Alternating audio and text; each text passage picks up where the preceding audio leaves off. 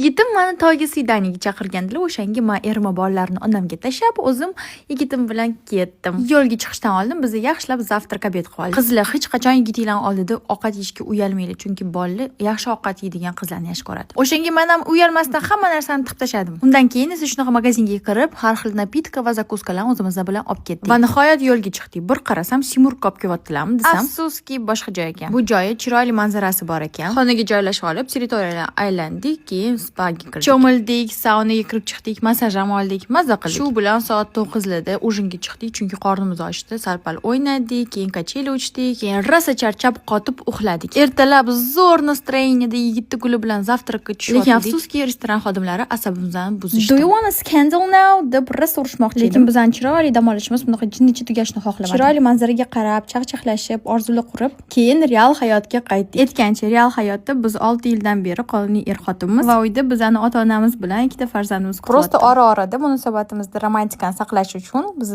bir-birimizga sevishganlar kuni uyushtiramiz. Sizlarcha qizlar er-yigitlar bilan shunaqa uchrashuvga chiqib turasizlarmi, yo'qmi?